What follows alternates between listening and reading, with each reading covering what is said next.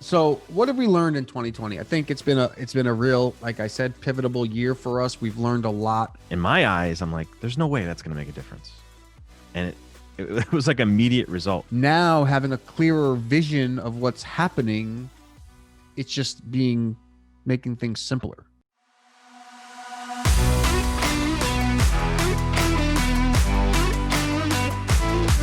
You're listening to E-Commerce Uncensored with Kevin Manel and Jason Caruso.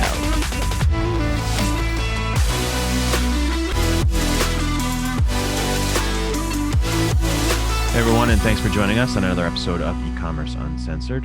This is episode number 198. My name is Kevin Manel, and I'm here with Jason Caruso. And this episode will be published on New Year's Eve. Yeah. I mean, it's fitting because we're going to talk about a lot of our lessons learned in 2020 and like where we want to go in 2021. I mean, obviously, most people know 2020 was a pretty crazy year. Some people had, really horrible years financially and, not even financially, everything, and some people did really well. And ours it was a very weird year. I thought we did well. It was one of our best years in business on one side, and the other side, the agency side, kind of went the other way a little bit. Beginning of the year, we had a huge staff, and now it's kind of dwindled away a little bit. But we've also haven't put any attention on that business. This is, I think, was like one of those for us, and I know, and I can't say this for everybody, but this was like one of those pivotal years. Like, I feel like this year we have learned a lot about ourselves, a lot about our businesses, a lot about where we want to go, how we want to get there, who are the kind of people we want to work with, those sort of things. So from that aspect, it's been a pretty awesome year. Yeah, certainly eye-opening for me in several different ways, working from home, not being strapped to a desk as I usually liked to be up to last year. Because I didn't think this work from home thing was ever going to work for me. And it's actually been pretty great, being home with my kids, although the schooling was really tough. It was really nice that I could just go upstairs and hang out with my family for a little while during the middle of the day. Right. But yeah, before we get into the lessons learned, we have to talk about our favorite email / marketing, e-commerce marketing, email, SMS, everything platform. I live in that platform, and that platform is Klaviyo. Okay. Yeah, it's Klaviyo. And our contract's coming up with them, Kev. Yeah, it's a tough one. I mean, I know that, a lot of people are going over to Klaviyo because of us, but some people I know don't necessarily always go to our link. They might just go, but I hear it all the time. I mean, even our group, even our Facebook group, people are always talking about how they're on Klaviyo, or people email us and tell us how they've moved to Klaviyo because of us. And even speaking of 2020, we've had people on the podcast that talk about how they started using Klaviyo because of us. So I hope that our relationship continues into 2021, but we'll see. Yeah, I mean, I think it's been a weird year for everybody, and they've grown exponentially, but I'm just sure they're evaluating, where their money is going. I mean, she basically, we've been working with them for a while, so I'm not really worried about it. If we don't continue with their spot on the show, we're going to still use them. I mean, the truth is that we took them on as a sponsor because we use the platform. And, so the reason why we're working with them is because we actually talked to them before we even had any relationship with them, just because we love the platform. And that's how the whole relationship started. So, I mean, so we're not going to stop.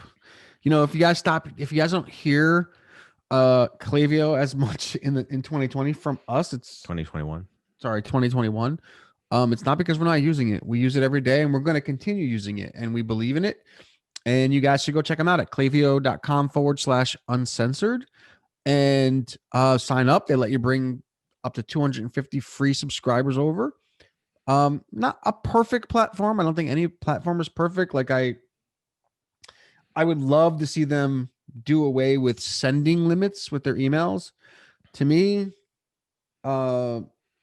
an email account should be charged by your subscribers, not how many emails you sent, but that's the way they do it. But the truth is, as bad as that may sound, I mean, the amount of money we spend for the platform compared to what we make, it's like it's such a non-issue. I mean, we do hundreds. We probably do $100,000 a month on our good months on Klaviyo, and I think we spend about $1,000. So it's like it's a no-brainer. Well, that's one of the greatest things about Klaviyo is that they're always, evolving, and they're always changing, and they're always improving their platform, and they listen. So if you have issues with it, they're perfectly open to changing things if you have an issue with them. So, and that's was apparent when we were going conference with them, and we would talk to them about things we're going through, and they'd be like, "Okay, let's see what we can do to fix that." And that's what's so great about them. So you got to go to klaviyo.com/uncensored. That's KLAVIYO.com/uncensored to sign up for a free account. Yeah. And Facebook. I mean, I have a Facebook course. It's called The Truth About Facebook Ads. And if you guys haven't checked it out, you got to go check it out at ecommerceuncensored.com/truth. It's one of those courses that I think could change people's lives. And I don't say that lightly. I say that because it's basically changed our lives, Kev. And I'm the things I teach in that course are evergreen. They are things that are never going to change. It doesn't matter what Facebook does or how they, change their account, their what the hell's it called? Algorithm. No. Or account manager. Yeah. I don't know. I was just it doesn't matter what they change about that. The stuff that I teach in there will still work. Right. In fact, the first lesson is 45 minutes long. And I basically, you can almost stop taking the course at that point and you will get results instantly. And very little work. The timing of building this course was just right. I mean, we're going to talk about 2020 and the things we've learned and some of the topics we've discussed over the last year. And, we've learned so much about Facebook ads and, spending the amount of money we're spending. And as I look down this list of podcasts, it's like a lot about Facebook. And Jason just goes into further and further depth of these about Facebook ads in this course. So you got to get We're even having our clients like requesting access to it. If they're like, look, we'll work with you guys, but we want access to your Facebook course. And that's an interesting thing. Yeah, it is interesting. So go check it out, ecommerceuncensored.com/truth. Kev, so what have we learned in 2020? I think it's been a real, like I said, pivotal year for us. We've learned a lot. We've learned a lot about ourselves, a lot about our businesses.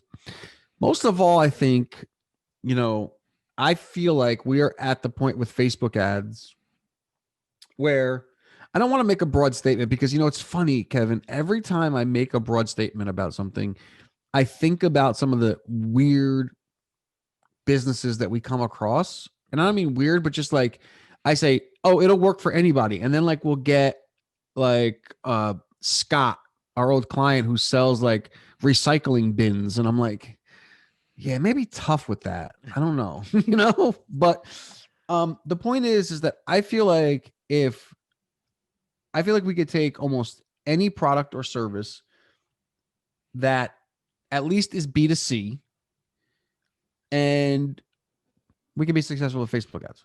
Yeah, it's just not one of those things that necessarily is going to be the first attempt at it is going to be the game changer. I mean, you do have to test a lot of different things. Yes, but the point is, I feel like I just feel that confident about it. Right. The formula is there. The formula is there.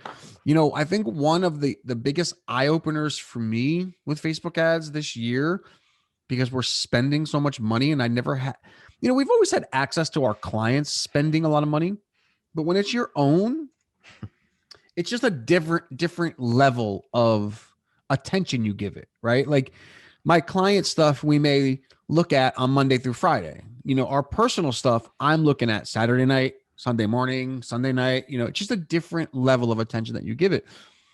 And the one thing that I've really realized, I think this year, which is just like for me, is like, 2x and 3x returns on your ads could be a multi-million-dollar business. Yeah. Think about that. Yeah, absolutely. Like, we wouldn't have known that. Like, even when we work with our clients, they they push us to get 10x and 20x and 15x, and they hear all these things and they think that that's reality. But really, at the end of the day, if you're getting like a 2x return, you instantly have $1 million business, period.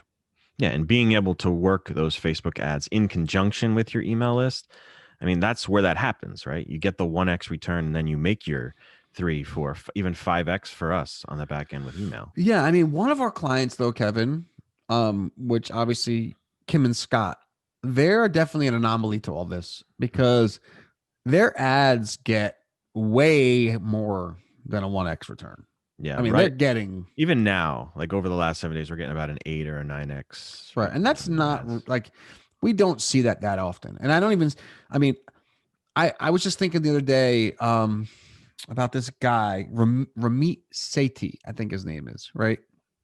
And he wrote an article. He's a blogger, and he's like in the financial world. And he wrote an article saying how he spent $3 million on Facebook, and he's come to the conclusion that they don't work. And anybody who pretends to have been profitable on Facebook is lying, right?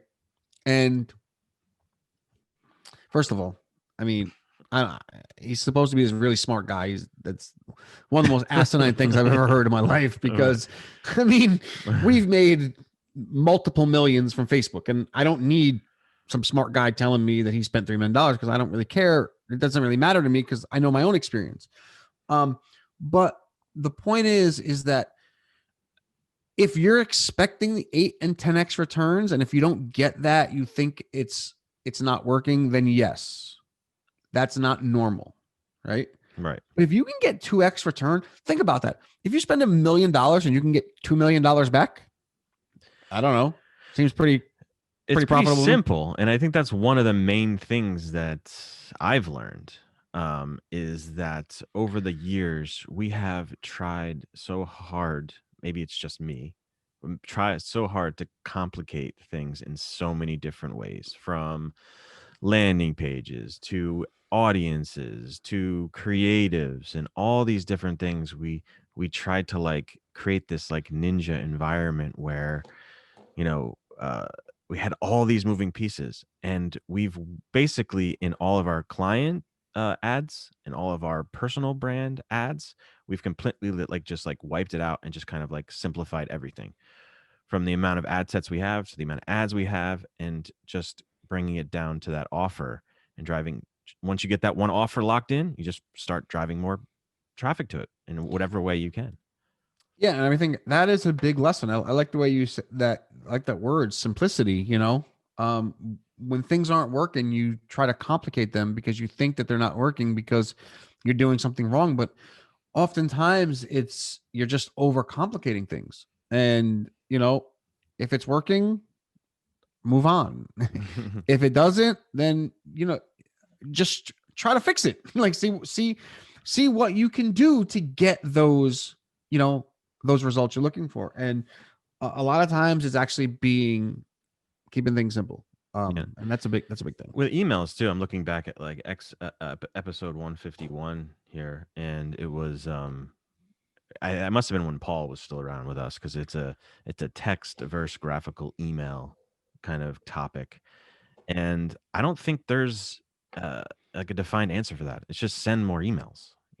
Just send as many as you can. Today we had a call with Kim from Revere, a company we talk about all the time, obviously, and she sent us over an email, a New Year's email, and it was like it had like 5 different topics in it in one email. We're like, wait, like this is 5 emails. Let's just break this up and send 10 days worth of emails instead of just one long one. Let's send more instead of one big one. And I think that's a lot what I've learned. And with the journal and everything, we send a lot of text emails, and we'll also send the graphic ones. It's just sending them. That's all you got to do. And that's a case of keeping it simple. Yeah, I mean, you should definitely look at what's happening and evaluate and make changes and try different things. But But at the end of the day, it just comes down to, you know, did it work? Yes or no? Okay. If not, maybe why? And then just trying to do it better the next time.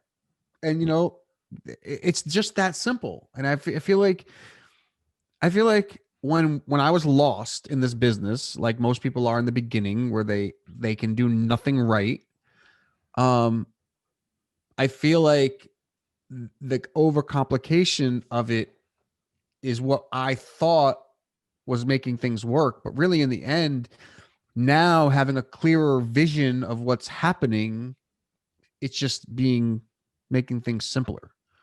Yeah, and looking at returns in taking such a granular approach on returns, just looking at the money you're spending on Facebook and how much money you're getting back as like a sole thing that you're doing, like working by itself, instead of looking at your Facebook ad spend, looking at your Google ad spend, looking at your email production, looking at all as like a one kind of machine working for you, instead of trying to pinpoint exactly where every dollar is coming from.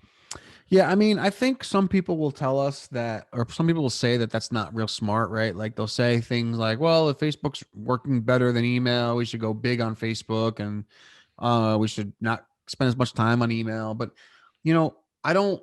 I will, to this day, I don't care. I will always agree with what you just said. It's like that's how we look at things. Like, what did we spend on Facebook? $1 million. Okay. What did we get back in the business? $2 million. Okay. We're good. You know, like to me, like you should be sending emails every day. You should be running Facebook ads. You should be, if you can doing YouTube ads, you should be doing all these things, right? Like you're not always. RevAir is a perfect example, Kevin. When we first started working with RevAir, they only had Facebook ads, right? Like it wasn't really organically ranking. It wasn't really, nothing was really happening outside of email and Facebook and those sort of things, right? Right. But today's a different story, right? Today, it's like we get a lot of organic sales. We get a lot of Instagram sales. We get a lot of Facebook sales. We get a lot of email sales. And, for me,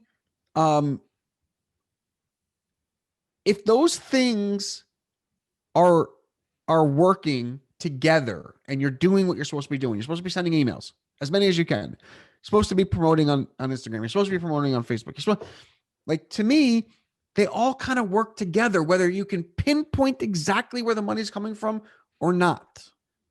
Because the minute you stop doing it, it slows down. Yeah.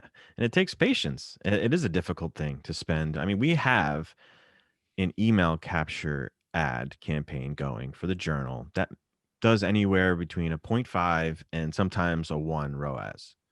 But when you look at the whole picture of that campaign, that it's gathering emails, we see that actual ad in the end, because obviously Facebook's only going to track a certain amount of days from when you click on an ad to when you purchase. So if they buy 10 days after they've clicked on an ad, Facebook isn't going to take credit for it.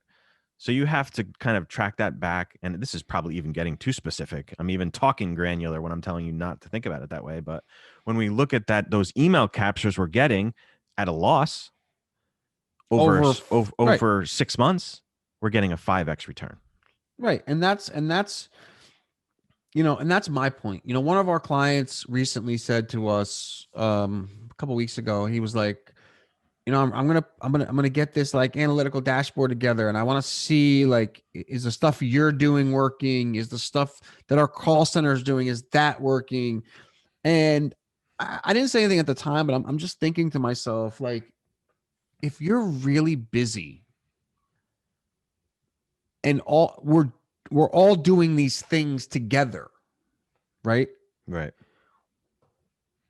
Why overthink it? Right. It clogs up the brain. Yeah, like why overthink it? And to me, like I get it, some of these bigger businesses, they need to be a little bit more complex. They need to give budgets to Facebook and give budgets to email but for the majority of us, we don't need to get that crazy. Yeah, even with our lead generation client, the water softener company, there's times where they have a big awareness in the area. So, I had some doubts in my mind probably last year where I was like, is this really working? Or are the Facebooks really, really working? Is this ad working? Or is it just kind of like their overall awareness in the area? And then we turn off the ads and like things would slow down, and but we wouldn't actually see the data in Facebook or anything like that. It's just like you could naturally see the leads slow down. Yeah, I mean, and that's like the thing. It's like today, and I think I think a lot of offline businesses have a difficult time with this because in 2020 and probably even more in 2021 and going forward, all these things kind of work together as one. Mm-hmm. And I've learned that when you have something working, it's better not to interrupt it than to try to figure out like, oh, well, Facebook isn't working as well, but email is. So let me turn off Facebook and then go big on email. Like that sounds good. And it sounds like the prudent thing to do as a business owner. But every friggin' time that we've done it, it's screwed things up. Yeah. Every single time. With any businesses. And it sounds, Kevin, to me, I'm having a hard time saying this because it sounds as if like we don't know what we're talking about because, people are just saying like, oh, I can't do that. My business is too big and my business. But at the end of the day, it's like, it's not just us. I see this with our clients. We change something and somehow it F's things up. Yeah. And I'm always the one that's skeptical. I'm always the one, we put a little line of copy on a page. Like we did the COVID thing. That was a topic that we talked about at the beginning of the year when COVID first started, how like we changed, all we did was add a line to the landing page about COVID, us donating to COVID. And in my eyes, I'm like, there's no way that's going to make a difference. And it was like immediate result. And then as it went on, I was like, okay, so let's see if by getting rid of the COVID line, I don't think people are buying because of that anymore. Let's take it off. And just those little changes like that, sales dropped again. And you've proved that several times. Yeah. But I'm always the skeptic. Right. You're always a skeptic. I mean, you fight, and then I run an A/B split test, and we find out the reason. But again, that's how we get to where we are. Yes, but I think going back to the topic, like of things that we've learned, it's like that is definitely a big one as well. Is like when something is working, when you have something working, don't question it. Don't try to figure out every little move or every little thing. It's like, just keep doing more of what you're doing. Yeah. With the digital world too, with all the distractions people are going through, there's no way that you're going to be able to track down how every single person ended up on your site or ended up buying. It's just virtually impossible, and you'll just drive yourself nuts if you try to do that. But some companies, and not some, but a lot of the larger companies, they need to know, they're infatuated with being overcomplicated, and they need to know because they're always looking to cut, and they're always looking to just make that one more percentage point more, and like, if we just get our conversion rate up this, it's like, yeah, I mean, I don't know. I just haven't seen that ever being productive. What I have seen work is when something's working, just keep doing it. Pour gas on it. And when things don't work, stop doing it. It's that simple. Seems simple, yeah.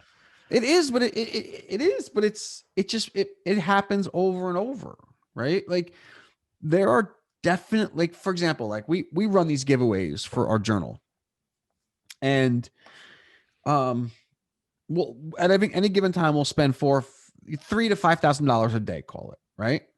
In the beginning, they work really, really, really well. Mm-hmm. So we keep spending more and more and more and more. Well, it's a small-ish niche. So things start getting fatigued, things start wearing out, and we can start seeing that. So we don't continue spending more money. we start shifting a little bit of our attention. So okay, now we see this giveaway is kind of like running its course. Let's do this. Let's bring down the Facebook ads a little bit and let's go a little bit bigger on email, right? Yeah, I think that's like the whole. I'm sorry. Go ahead, Jason. Yeah. No, I was just thinking like I think that to that point, it's like the whole scaling thing, how to scale properly, and there's more than one way to scale. It's not just a matter of just adding more and more money, because we do it all the time. So more and more money you spend, the less your ROAS is going to be. But maybe if you do, like you said, scale this direction, scale that direction, not necessarily in a straight line. There's tons of different ways to right. And the point is like, I'm not saying not to look at your channels and not to analyze what's going on and not to, if something's working really well, not to pour gas on it, like you say, right? What I'm saying is I've always found that you have this pie of things that are working and you just, turn one of those off or change one of those things. I don't know how to explain it, but somehow in the universe, it breaks, right? It's like a machine. You turn one of the pieces off, the machine's going to break down. Email is helping Facebook. We realized this just last month. Our best performing audience is what, Jason? Our Klaviyo email list. We didn't even try that till a month ago. Right. We retarget that list on Facebook, and that is our most, our most, the highest return. Yeah, highest return. And we look back and be like, how much did we spend on that email list? Like that's when you're like, okay, this is where we're going to get a return from all that money we spent and got that 0.5 return 3 months ago. Well, you know what? That's going to come back. Yeah. And I think, just thinking about that, Kev, I mean, maybe it just makes sense for us to run those lead gen ads that we got going and then just retargeting those people. Yeah. I don't know. I mean, that may be something to look at, man. Like we've slowed our stuff down because we definitely see during the holidays that, people's attention, is elsewhere. And, I don't necessarily think what we do, Kev, by turning ads off, I don't necessarily think that's the best idea for our long-term goals because you start losing awareness and that kind of thing. But the dynamic of our business kind of have to do it. But the point is that,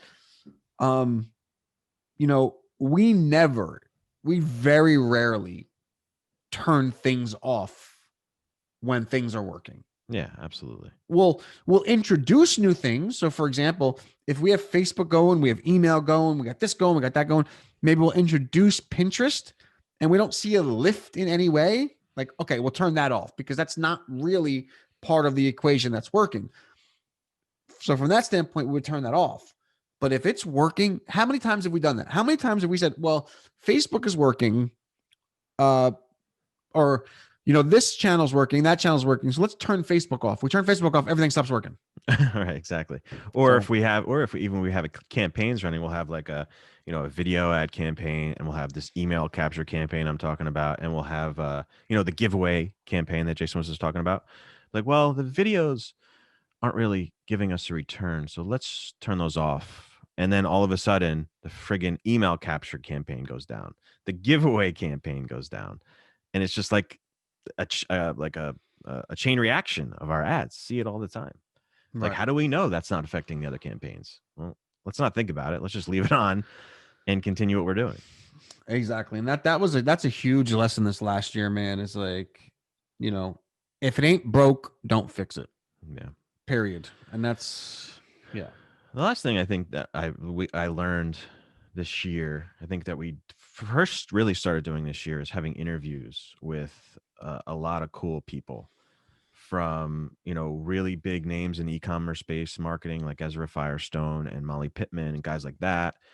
And then just talking to people who own businesses and have stories. Like, I really enjoyed that throughout the year. And I really want to do more of that in 2021. We just talked to our producer, Jen, and she's going to start reaching out to more and more store owners who have these really cool stories. Yeah, I mean, it's very interesting, man, because like as an entrepreneur, you think that you're special and you think you're the only one going through shit. And then you start talking to a Ryan McKenzie who's doing 2 million a month. And last I heard he did 6 million like in November. They, they're not anymore. They haven't gone through things that you haven't gone through or we Right. haven't gone through. They haven't like, they're not, they don't have any insight that we don't know. It's like sometimes we question ourselves, like, do we really know what we're talking about? And it's like you start talking to these people who you look at as really successful people and are like, dude, I'm going through the same thing. Yeah, it's because when you talk to him, you told me the story about how, when you speak to a guy like Ryan McKenzie who's doing like $2 million a month, or you said almost 6 million a month, you want to look to that person for some advice, and you're like, what are you doing?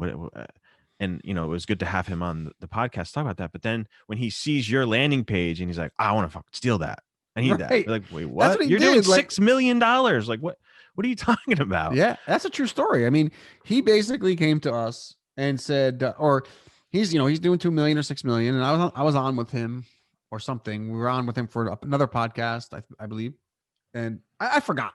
I was messaging him on Facebook, maybe.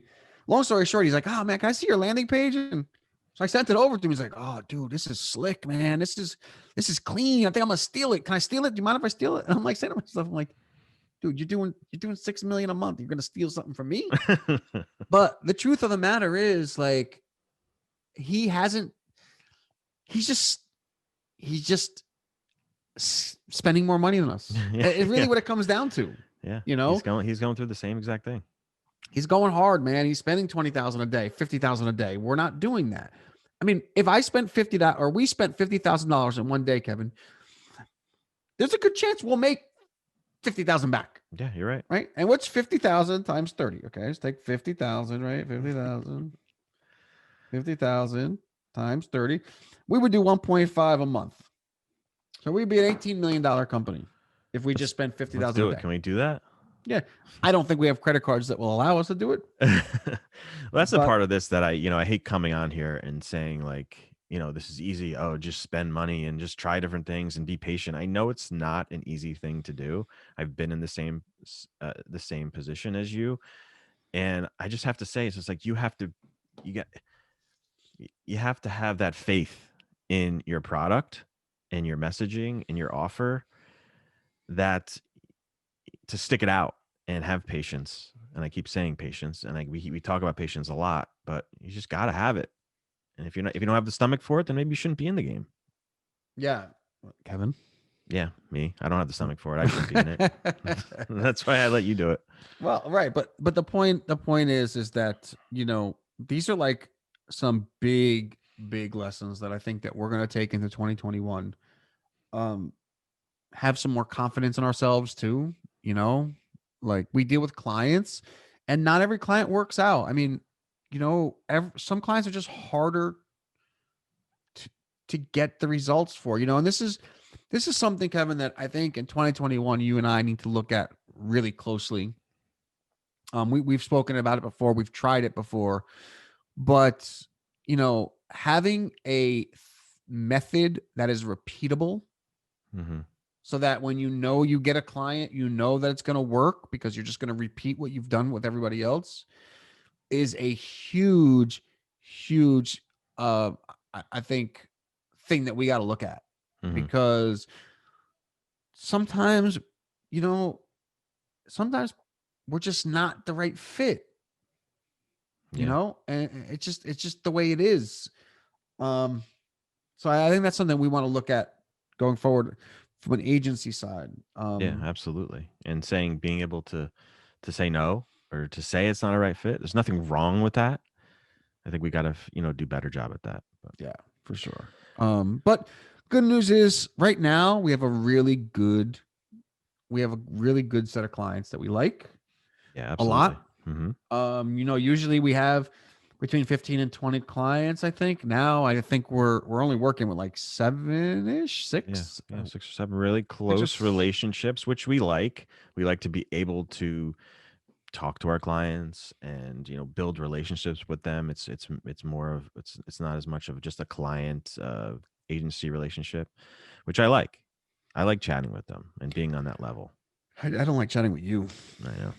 But back to the story, like the interview part. I just wanted to throw this out there that if any of you guys out there have a story to tell and want to be on the podcast with us and tell your story, reach out to us. Reach out to Jennifer. Mainly if you learn something from us. Yeah, and you like us. Right. Exactly. Actually, I have somebody in the Facebook course. Somebody in the Facebook course, he would definitely come on. He actually has a podcast of his own. And he's in the Facebook course. I'm gonna reach out to him. Maybe I can get him on. The guy you missed. Email. I missed that's when I was in my string of missing meetings. Right, exactly. Email Jennifer at ecommerceuncensored.com. If you have a story to tell us a little bit about yourself. If it works out. 200 episodes to figure that out. Yeah. To actually get people who listen. Yeah, we always worked in such a bubble. That was another thing that it was nice to open up a little bit. It was always just like us. And I'm glad that we opened that up to other people. Yeah, me too. So anyway, everybody, Happy New Year. I'm looking forward to it. There's a lot of new and if things you're not coming. on Klaviyo, guys, get on Klaviyo for the new year. 2021. Get that list on there. You'll have a gigantic year for sure using Klaviyo because that's really where all our money, most of our money comes from. Well, actually in tandem with Facebook. I mean, everything comes from Facebook. Probably should say that because email doesn't really acquire email, right? Well, even speaking of that, it's like I look to Klaviyo a lot to kind of track down where things come from. Like I do look at Facebook, obviously. I look at the return, but I do turn to Klaviyo to kind of look at people's journeys and see exactly where they came from. Just because I like doing that. I like look at emails they clicked on or where they started. And Klaviyo allows you to gives do you that. all that info. Gives you all that info. Yeah, so you click into somebody's into their contact. Yeah. Click a contact, it tells you everything about them, where they've gone, what pages they visited, all that kind of stuff. Yeah, so you gotta go to klaviyo.com/uncensored. That's KLAVIYO.com/uncensored. Yeah. And Facebook course, the truth about Facebook ads. The reason I named it that was because all the crap you hear out there from people is not what works. I actually, in this course, will talk about, or I actually teach the truth. Really all you need to know about Facebook ads. And you can use it. You can use the information anywhere. So go check that out at ecommerceuncensored.com/truth. Everybody have an amazing new year. Kev, I know we are going to have an amazing new year. And I have a dad joke for you, Jason. Okay. That I heard the other day. So everyone's always looking, they're basically looking ready. They're getting ready to get rid of and put 2020 behind them. But just be aware that after 2021 is 2022. You get it? Well, 2020 as well. Yes, exactly. I got it. I read that one on Facebook the other day. I also got a book. I got a book for Christmas. I got Merry Christmas, everybody, by the way, too. I don't think we ever said that last week. Happy Hanukkah. And this is great. Kevin, you got both in your I'm a hybrid. You're hybrid. All right. Yes. Happy New Year, everybody. Look forward to getting in touch with you guys all in 2021. Hit that subscribe button so you don't miss anything. And as always, you can check us out at ecommerceuncensored.com. I'll talk to you guys real soon. Later.